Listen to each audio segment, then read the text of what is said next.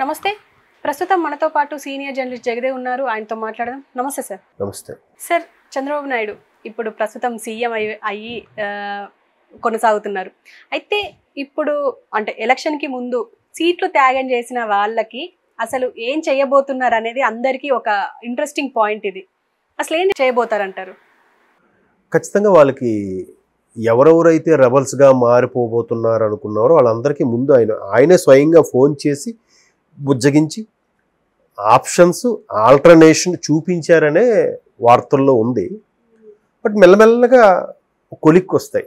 ఎట్లా అంటే first option nominated post ఉంది. ఎలాగో ఎక్కడ అది కూడా ఏవైతే సీట్లు గెలుచుకుంటారు ఖచ్చితంగా అనుకున్నారో ఆయా సీట్లలో అయితే మాత్రం ఖచ్చితంగా వాళ్ళకి ఏదో ఒక ఆప్షన్ దారి చూపించాల్సిన పరిస్థితి నెస్సిటీ అయితే ఏర్పడింది.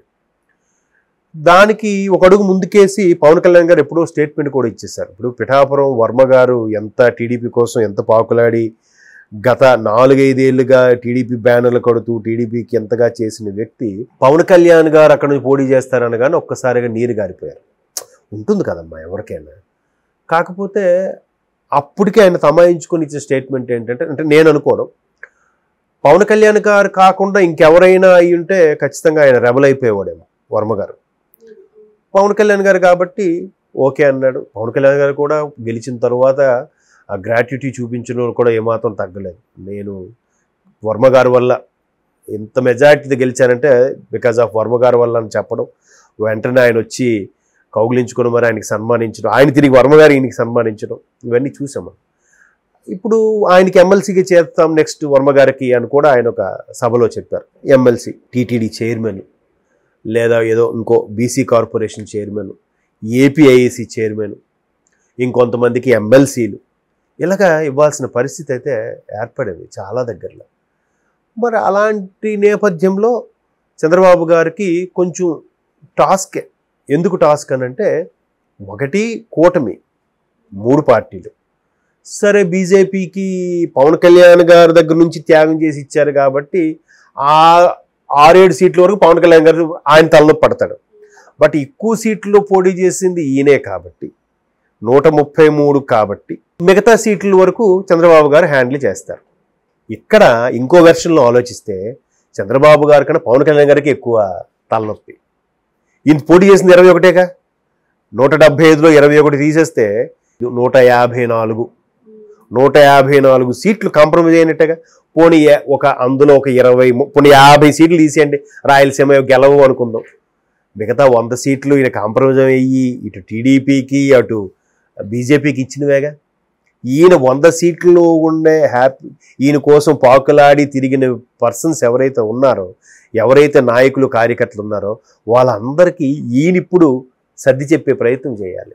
కాకపోతే వాళ్ళందరూ కూడా సరే గవర్నమెంట్ వచ్చింది కదా, ఇప్పుడు కాకపోతే తర్వాత అయినా చేస్తారు కదా, ఏదో చూడబోతారా అనే తాపత్రయంతో అటువంటి ఆశతో మెల్లగా గడిపేస్తున్నాను.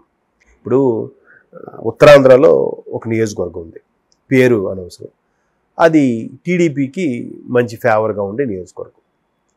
అనుకోకుండా అది బీజేపీకి ఇచ్చారు. బీజేపీకి ఇస్తే ఏమైంది, గెలిచాడు ఆయన, బాగానే ఉంది. బట్ టీడీపీ కదా అనుకోని అక్కడ వైసీపీ కార్యకర్తలతో ఇబ్బందులు పడి నానా పాటలు పడిన వాళ్ళు ఇప్పుడు బీజేపీ వ్యక్తికి టీడీపీ వాళ్ళు చేసిన పోరాటాలన్నీ తెలుస్తాయా లేదా అనేది ఒక సందేహం. తెలిసిన టీడీపీ నాయకుడి దగ్గరికి వెళ్ళినంత చొరవగా బీజేపీ నాయకుడి దగ్గరికి వెళ్ళగలరా వీళ్ళు? వెళ్ళలేరు. ఎంతో కొంత చిన్న సార్ మరి మేము సపోర్ట్ చేసాం, గెలిచారు, ఏదో ఒకటి చూడాలని, తప్పకుండా చూద్దామని అంటారు ఎవరైనా.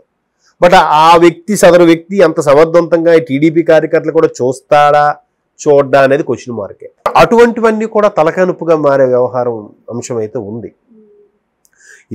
పార్టీ వచ్చింది, మంచి మెజార్టీతో గెలుపొందింది, బాగానే ఉంది. కానీ ఇట్లా ఎవరెవరైతే త్యాగం చేశారో, ఎవరెవరైతే కాంప్రమైజ్ అయ్యి సరే కూటమి వచ్చాక చూసుకుందాములే, ప్రభుత్వం వచ్చాక చూసుకుందాములే అనుకుని ఉన్నారో ఇటువంటి కార్యకర్తలు నాయకులందరికీ కూడా చాలా ఇబ్బందికర అంశమే.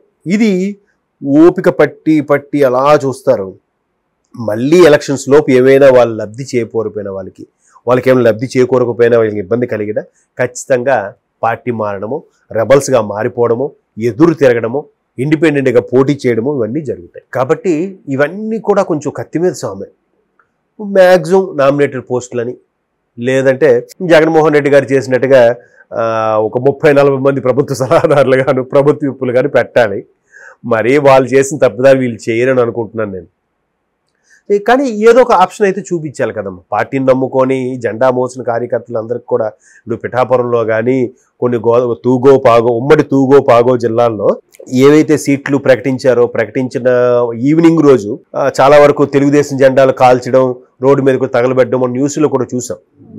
నియోజకవర్గాల పేర్లు అనవసరం కానీ. సో ఇప్పుడు వాళ్ళందరూ ఒకటి ఆ నాయకుడు అలా చేయించాడా, లేదా నాయకుడికి సీటు దక్కలేదు కదా అని ఆ అభిమానంతోనే కార్యకర్తలు దోడ్డెక్కి ఎలా చేశారో తెలియదు. కానీ మొత్తానికైతే ఎదురు తిరగడము, జెండాలు కాల్చడం గట్రా జరిగింది.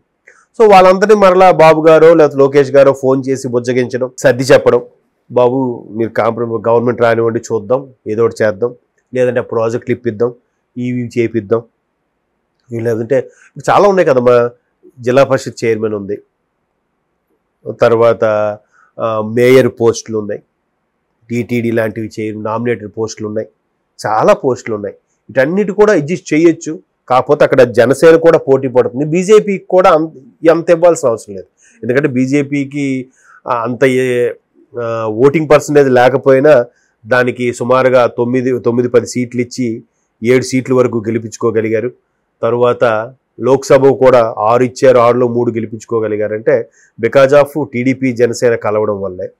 సో వాళ్ళకి అంతగా ఇవ్వాల్సిన అవసరం లేదు. బట్ వాళ్ళు కూటమిలో ఉన్నారు కాబట్టి వాళ్ళకి 1-2 అయినా మినిస్టర్ పోస్టులు ఏదో ఇవ్వాలి, ఏదో ఒకటి చెయ్యాలి. మిగతా సీట్ల వరకు చంద్రబాబు గారు హ్యాండిల్ చేస్తారు.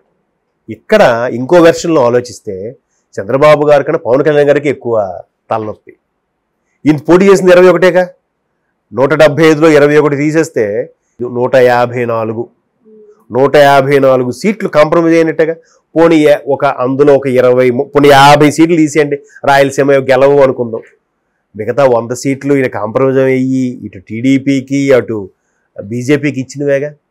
ఈయన 100 సీట్లు ఉండే ఈయన కోసం పాకులాడి తిరిగిన పర్సన్స్ ఎవరైతే ఉన్నారో, ఎవరైతే నాయకులు కార్యకర్తలు ఉన్నారో వాళ్ళందరికీ ఈయన ఇప్పుడు సర్ది చెప్పే ప్రయత్నం చేయాలి. కాకపోతే వాళ్ళందరూ కూడా సరే గవర్నమెంట్ వచ్చింది కదా, ఇప్పుడు కాకపోతే తర్వాత అయినా చేస్తారు కదా, ఏదో చూడబోతారా అనే తాపత్రయంతో, అటువంటి ఆశతో మెల్లగా గడిపేస్తున్నాను. బట్ ఇక్కడ జనసేన తక్కువ సీట్లతో కాంప్రమైజ్ అయ్యి గెలిచింది కాబట్టి వాళ్ళ నుంచి ఎక్కువ రెబల్స్ వచ్చే అవకాశాలు ఉన్నాయి. వాళ్ళందరికీ కూడా ఏదో ఒకటి ఇచ్చి చూడాలనేది ఒక అభిప్రాయం. చూద్దాం మరి పవన్ కళ్యాణ్ గారు ఆల్రెడీ చంద్రబాబు నాయుడు గారికి ఎటువంటివి రిక్వెస్ట్లు ఆల్రెడీ పెట్టారో, ఎటువంటి ప్రపోజల్స్లో ఆల్రెడీ ఉన్నారో తెలియదు. పైగా ఈయన డిప్యూటీ సీఎంగా ఉంటూ ఈయన దగ్గర ఒక 5 శాఖలు ఉన్నాయి. రేపొద్దున వాళ్ళ తాలూకు ఎవరైతే రెబల్స్గా మారుతారనుకున్న వాళ్ళు, మంచిగా ఉన్న వాళ్ళకి, ఆయన నమ్ముకొని ఉన్న వాళ్ళకి ఎమ్మెల్సీగా చేసి ఒక శాఖ అటు కేటాయించవచ్చు, తప్పులేదు కదా. ఇన్నిటి మీద ఆయన చూసుకోవడం కూడా కష్టం అవుతుంది. అలా చేయడము ఉంటాయి, దానికి కూడా ఏవో ఉపాయాలు ఉంటాయి. మెల్లమెల్లగా ముందు ప్రభుత్వం సెట్ అయ్యి 6 నెలల వరకు కూడా ఈ ఒక కొలిక్కి రావు.